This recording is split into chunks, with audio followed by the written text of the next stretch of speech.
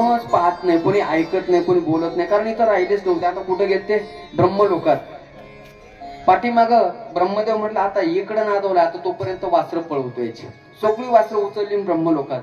कन्हैया खूप रडले. माझे मुलं, माझे मित्र पुढे आहेत, माझ्या गायी पुढे आहेत, माझे वासरं पुढे आहेत. बराच वेळ रडले, डोळे झाकून शेवटी चिंतन केलं. पाहिलं तर म्हणताय ते ब्रह्मदेवानं खेळ केला का? ब्रह्मत्वाने दिले. पण आता गोकुळात सांगायचं कसं? सगळ्यांनी माझ्या जबाबदारी आपापली मुलं वासरं घेऊन पाठवलेत. हे जर नाही गेले तर उद्या गोकुळात कोण मला लोक काय म्हणते? कन्हैयानं स्वतःच्या शरीरातून जशी तशी वासरं तयार केली, स्वतःच्या शरीरातून जसे तसे गोपाळ तयार केले. नुसते डुप्लिकेट कॉपी केली ना, जसाच्या तसा स्वभावाची सुद्धा तयार केले. त्या वासराला कळायला पाहिजे ना माझी आई कोणती आहे, कारण गौरांगाईची वासरं होती. गोपाळांना घरी गेल्यानंतर कळायला पाहिजे ना ही आमची आई आहे, ही आमचे वडील आहेत, कारण हे सगळे डुप्लिकेट आहे. जसाच्या तशा स्वभावाचे सगळे तयारी केले. 1 वर्षापर्यंत ठेवले. किती? ब्रह्मदेवाच्या मनात एक दिवस विचार आला.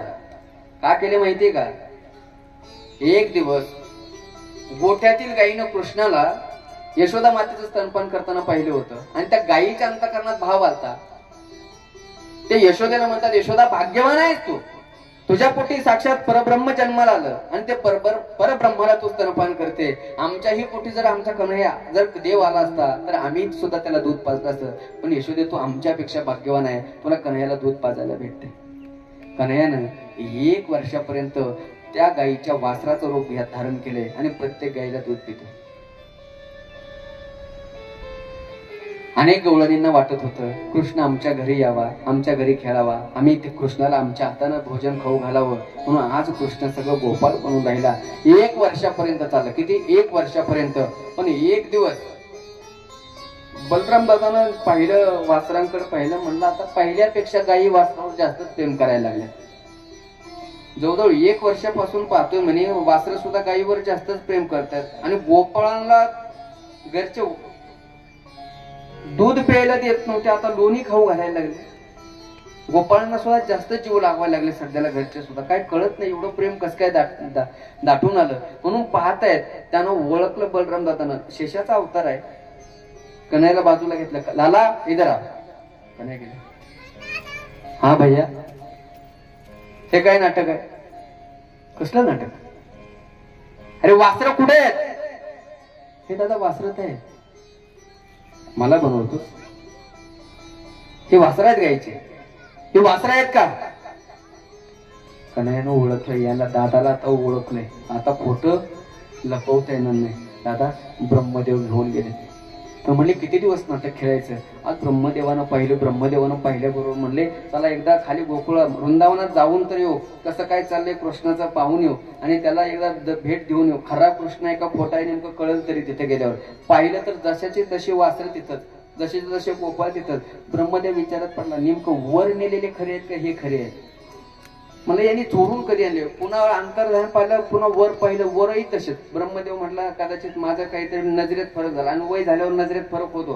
परत वर गेला, अँड्रॉइड मोबाईल काढला खिशातला आणि फोटो काढून घेतला.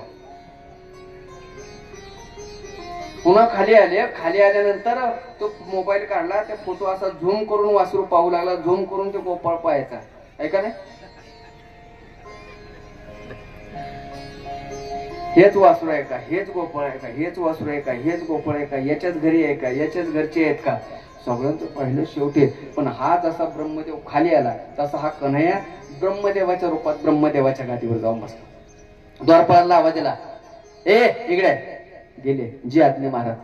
अरे आजकाल बहुरूपी एवढे झालेत, कोणी येत आहे आपल्या दारात, उद्या कोणी येईल आणि काही पण आपल्या या दरबारातून लुटून येईल. आणि नवल तर मला या गोष्टीच आहे, एखादा बहुरूपी असा येऊ नये की त्याने डायरेक्ट माझाच अवतार, माझं रूप घेऊन येऊ नये एखाद्या बहुरूप्यानं. म्हटले मग हा येऊ शकतात, कदाचित एखादा माझं रूप घेऊन येऊ शकतो, ब्रह्मदेवाचं रूप घेऊन येऊ शकतो, आणि म्हणेल आत सोडा. पण एक काम करा, मी आता आतमध्ये बसतो, मी जर थोडीशी विश्रांती घेतो. एखादा जर कोणी बहुरूपी बनवून जर माझ्यासारखा बहुरूपी बनवून आला तर त्याला आत सोडू नका. म्हणजे जी आज्ञा महाराज. गेले दारामध्ये, द्वारपाल बसले. कन्हैया आमचे मस्त ब्रह्मदेवाच्या सिंहासनावर बसलेले, आणि तेवढ्याच ब्रह्मदेव आल्याबरोबर द्वारपालाने सांगितलं, अडवलं, ए माग. राग आला. म्हणजे अरे कोण आहेत? मालक आहे तुमचा मालक ब्रह्मदेव. बस झालं म्हणे. तुझ्यासारखं बहुरूपी रोज येते तिथं. काय तुझ्यासारखे बहुरूपी रोज आहेत. मालक कसला हो बाहेर बाहेर हो म्हटलं. तुम्हाला अरे मला ओळखत नाही, मला एका लाज वाटत नाही तुम्हाला? अरे माझ्या जीव मी तुमचा पगार देतो, सगळं मी करतो, मला सांगता बहुरूपी म्हणता मला. म्हणले तुझ्यासारखे नाटक करणारे भरपूर येतात, भरपूर. हे ते आम्हाला सांगू नको. आमचे जे मालक आहेत, आमचे मालक कुठे आहे? आतमध्ये विराजमान आहे, त्या विश्रांती करतात, जास्त डोकं चालू नको. ब्रह्मदेव म्हटला नेमकी भानगड काय बाबा? डोळे झाकून पाहिलं तर ब्रह्मदेवाला हा मुरलीवाला दिसला. ब्रह्मदेव म्हटला प्रभू एवढा खेळ खेळत तुम्ही? ब्रह्मदेवानं सांगितलं बाबा बरं तुमचा मालकच आत असू द्या, पण मला त्या मालकाचे दर्शन तर घेता येईल. ते म्हणजे थांबा विचारतो. कन्हैयाच्या जवळ गेले. मालक तुमच्यासारखा एक बहुरूपी आलाय, म्हणजे तुमचं रूप घेऊन एक बहुरूपी आलाय आणि तो म्हणतोय आतमध्ये दर्शन आहे, सोडायचं का? कृष्णानं सांगितलं द्या सोडून. आत आले. ब्रह्मदेवानं जसं कन्हैयाला पाहिलं आणि कन्हैयाचं दर्शन घेतलं, 3 प्रदक्षिणा केल्या आणि सांगितलं अरे तुला काय वाटलं? तुला काय वाटलं? ही सृष्टी तूच तयार केली. कारण ब्रह्मदेवाला अभिमान होता, गायी मी तयार केली, वासरं मी तयार केली, सृष्टी मी तयार केली, गोपाळ मी तयार केले. पण भगवंत म्हणतायत ब्रह्मा सगळं जरी तू तयार केलं ना तरी तुला तयार करणारा मी आहे, तुला तयार करणारा मी आहे. माझ्या पुढे जास्त खेळायचं नाही, जास्त शान पण दाखवायचं नाही. खेळतो येण्याची खेळावा, नटतो येण्याची नटावा. ज्या पद्धतीने खेळ खेळायचं, जशी पृथ्वी नटवायची ती माझ्या हातात आहे. कन्हैयाला सांगितलं बाबा तुझे गोपाळ वासरं सगळं घेऊन जा, पण फक्त माझं सिंहासन सोडा. कन्हैयाने सांगितलं सोडतो, पण एक लक्षात ठेव परत अभिमान येऊ देऊ नको. आणि सगळे गोपाळ आणि वासरं आज सोडले. आणि आज गोपाळ आपल्या यशोदा मातेला सांगतायत यशोदा माता मैया कन्हैयानं काय केलं? गायी चारताना आज आघासूर मारला. कोण मारला? मारला कधी होता? 1 वर्षापूर्वी. सांगतायत कधी? आज सांगतायत की कन्हैयानं आघासूर मारला. अशी एक एक लीला करत प्रभू आता पुढे चालतायत. आणि पुढे जात असताना असं म्हणतात की भगवंताच्या दरबारामध्ये सगळं काय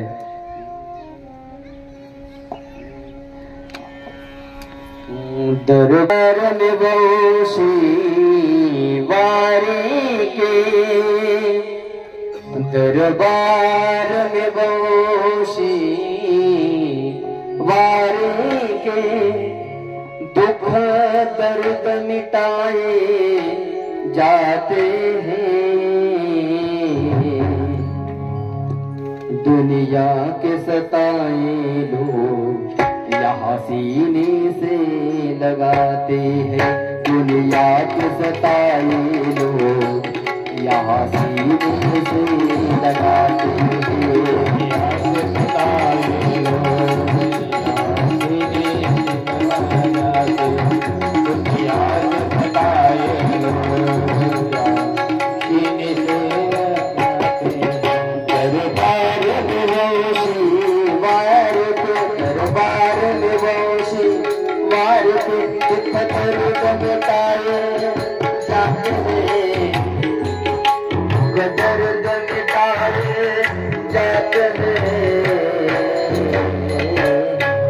दुनिया के सताए लोग यहाँ सीने से लगाते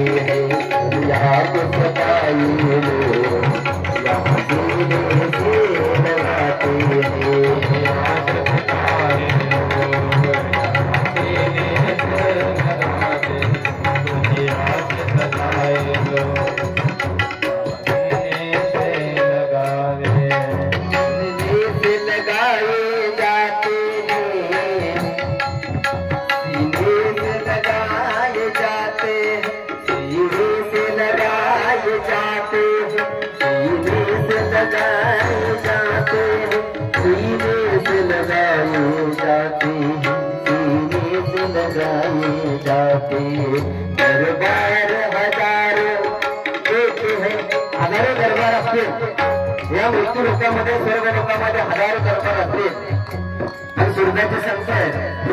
या 52 महिन्याचा एकट्याचा दरबार असा आहे तिथं कोणीही जा, या ठिकाणी गेल्यानंतर दुःख सगळं विसरलं जाते. एकदा त्याच्याकडे पहा, सगळं दुःख विसरलं जाते. दरबार में दरबार में बार के दुख दर्द मिटाए जाते हैं। दुनिया की सताए यहाँ से लगाते हैं, दुनिया की सताए यहाँ सीने से लगाते हैं, दुनिया की सताए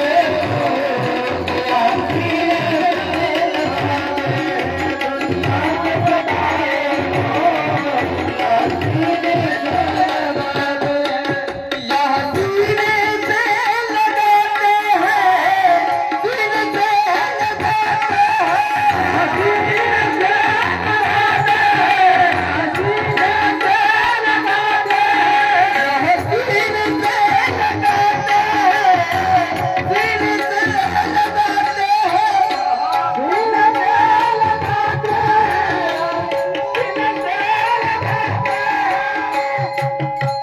दुनिया की सताए यहाँ सीने से लगाते हैं, यहाँ सीने से लगाते हैं,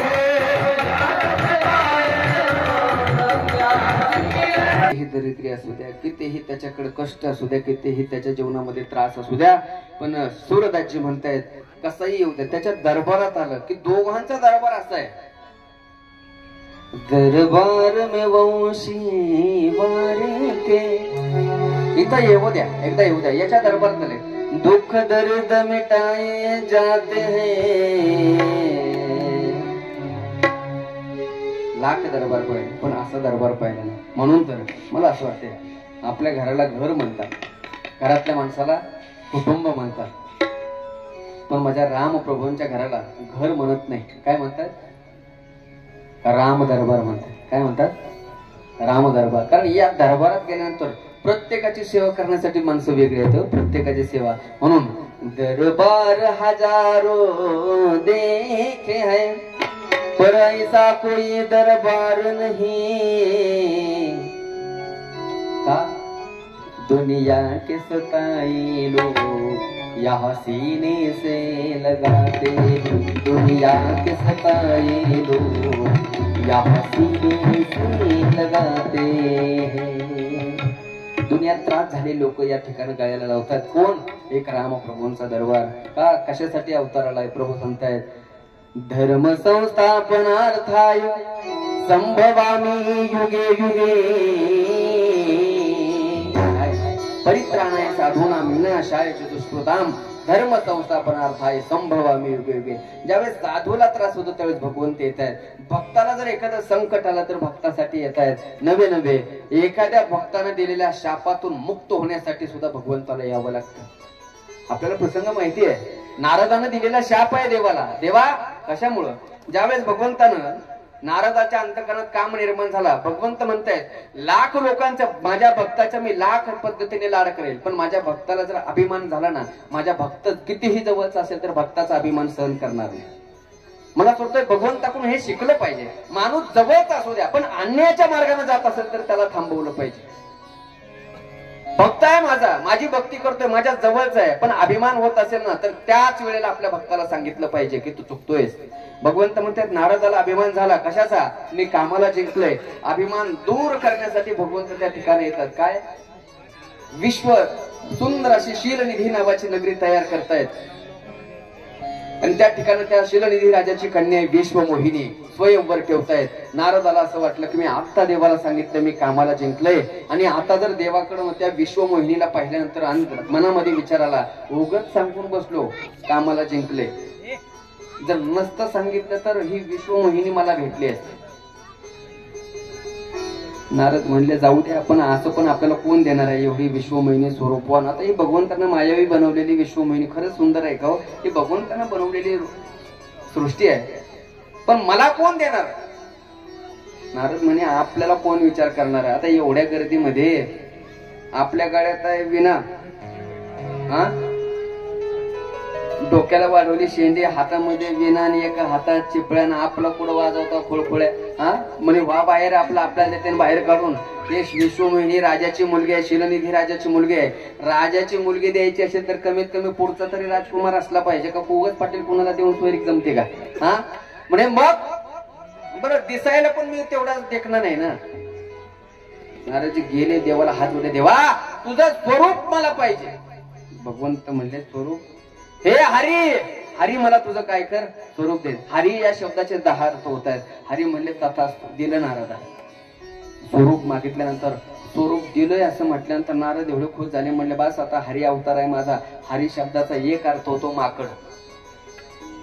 नारद मुनी अख्ख्या शरीर दिसायला सुंदर होतं पण तोंडात बंदर होतं. हे नारदाला कळत नव्हतं. आणि स्वतःचं तोंड पाहायचं असेल तर आरच्या पुढे जावं लागतं. याला असं वाटलं की आता मी कोण झालो, हरी झालो, आता मी सगळ्यात सुंदर. मी स्वयंवरात गेलो तर पहिली विश्वमोहिनी मला पाहिलं की पहिली वर मला कोणाच्या गळ्यात टाकणार, माझ्याच गळ्यात. पहिल्या लाईनीला पहिल्या नंबरला बसले. पण त्या विश्वमोहिनी जसं पाहिलं त्या सभेत आल्यानंतर, स्वयंवराच्या ठिकाणी आल्यानंतर पहिलंच पाहिलं तर हे नारद पहिल्या माकडाचं तोंड पाहिलं. अशुभ मांडलं. ते म्हणले पहिल्यांदा सुरुवातीला माकडाचं तोंड पाहिलं. काय बाबा, तिने आखी लाईन सोडून दिली. नारदाला वाटलं हिला जवळचं दिसत नसेल, लांबचं दिसत असेल. नारद दुसऱ्या लाईनीमध्ये सगळ्यात शेवटला जाऊन बसते. तिनं सगळी लाईन पाहत पाहत गेली. शेवटच्या नारदाचा नंबर आला, तिथून पुढे सोडून दिली. नारद म्हणलं लांबचं दिसत नाही, जवळचं दिसत नाही, दिसते तुम्ही कुठलं? म्हणजे मध्ये जाऊन पाहतो. मध्ये जाऊन बसले. तिनं मध्य भागापर्यंत पाहिलं. नारदाकडे नजर गेली, लाईन सोडून दिली. शिवजीचे गण होते. गण हसायचे, म्हणायचे वा वा साक्षात हरीचा अवतार. आता शिवजीच्या गणाला माहिती होतं हरी म्हणजे माकड आहे, माकडाचं तोंड घेऊन बसले इथे हे नारद. साक्षात हरीचा अवतार. आज तर असं वाटतं वर मला तुमच्याच गळ्यात पडणार आहे. नारद तू फुगायचे ते फुगायचे. शेवटी सगळ्या रांगा झाल्या. शेवटी साक्षात भगवंत शेवटच्या लाईनीमध्ये विष्णू रूपात आहेत. आणि त्या ठिकाणी विश्वमोहिनी सगळ्या शेवटच्या रांगेत गेली. नारदाचा सोडून सोडून सोडून रांगा सोडत सोडत शेवटच्या रांगेत, शेवटच्या नंबरात साक्षात भगवान विष्णू आहेत. विष्णूच्या जवळ गेले. लक्ष्मी मातेनं विश्वमोहिनीनं तो हार त्यांच्या गळ्यात टाकला आणि नारदाच्या समोर गेले. नारद म्हणला खरंच आहे, दिसतं तसं नसतं. हे लोक निस्ते फसतेत, वरच्या रंगावर फसतेत. साक्षात हरीचा अवतार असून सुद्धा हिला कळालं नाही. माझ्या गळ्यात वर मला घातली नाही, नको त्याच्या गळ्यात वर मला घातली. एवढा सुंदर आहे का दिसायला. रागात निघून गेला. राग आल्यानंतर माणसाला शांत कसं करावं. बरं आपला राग असला तर कमीत कमी घरचे कोणीतरी शांत करणारे भेटेल, एखादा जवळचा मित्र भेटेल, कोणीतरी भेटेल. पण नारदाचा राग शांत करायला कोण? त्याला किती राग आला किती गरम झालं तर त्याला पाण्याशिवाय पर्याय नाही. शेवटी वैतागला आणि एका सरोवराच्या काठावर गेला. म्हणला आता कमीत कमी पाणी पितो तरी, पाणी तरी पिऊ.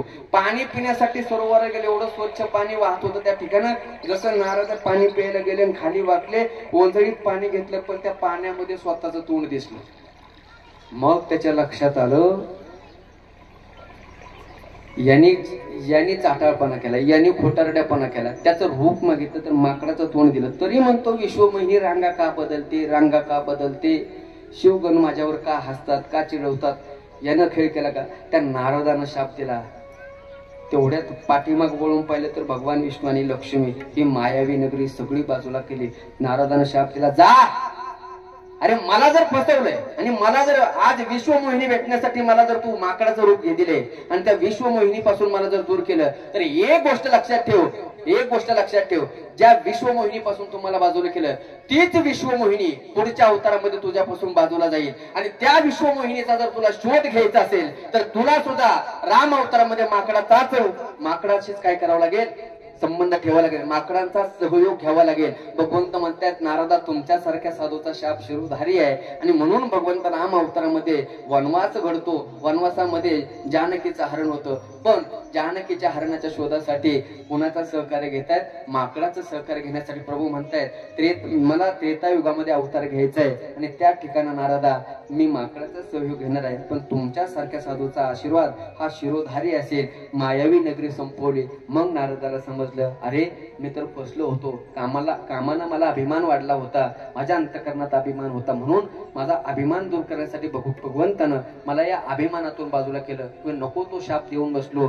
त्या ठिकाणी नारदजी म्हणतात देवा माझ्याकडून चूक झाली. भगवंत म्हणतात नारदा हे तुमच्या इच्छेनुसार काहीच होत नाही, सगळी सृष्टी माझ्या इच्छेनं चालते. हा शाप सुद्धा मी माझ्या इच्छेनं घेतलाय आणि तुम्ही जो दिलाय तो सुद्धा त्याला सुद्धा माझीच इच्छा आहे. पण एखाद्या साधूचा सुद्धा शाप शापानुसार मला जन्म घ्यावा लागत असेल तर त्या साधूचा शाप सुद्धा माझा शिरोधारी आहे आणि साधूसाठी मला अवतार घ्यावा लागतो म्हणून त्याचं कारण सांगतायत. म्हणून भगवंत आज नवमी तिथी आहे. शुकदेवजी वर्णन करतायत. नवमी तिथी मधुमास पुनीता शुक्ल पक्ष अभिजित हरिप्रीता. नवमी तिथी आहे, मधुमास आहे म्हणजे चैत्र मास आहे, शुक्ल पक्ष आहे आणि अभिजित मुहूर्त बरोबर दुपारच्या 12 वाजता, बरोबर दुपारच्या 12 वाजता साक्षात आज तीनही मातेच्या या ठिकाणी तीनही मातेला पुत्र होणार आहे. कोण कोण? कौसल्या माता, सुमित्रा माता आणि कैकेयी माता. तीनही महलामध्ये आनंद आहे. सर्व अयोध्यावासी तर अगोदर 1 महिन्यापासून आलेत. कशासाठी? कधी प्रभू अवतार घेतील आणि कधी आम्ही स्वागत करतील म्हणून सगळे रोज येत आहेत आणि रोज भगवंताचं स्वागत करतायत, गर्भस्तुती करतायत. स्वागत रामा सुस्वागत रामा जय स्वागत रामा सुस्वागत रामा स्वागत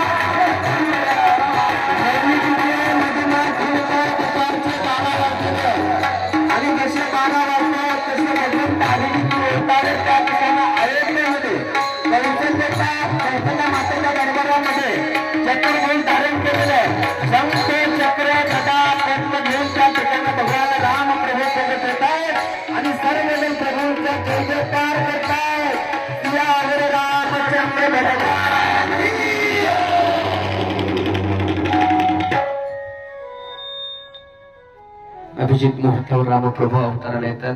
आणा दादाबाई. सर्व अयोध्यावासी रामप्रभूंच्या दर्शन येत आहेत. अभंग होईल, नंतर पुष्पवृष्टी होईल आणि नंतर पाळणा होईल. पाळणा झाल्यानंतर संध्याकाळचे सूचना होतील आणि कथेला पूर्णविराम होईल.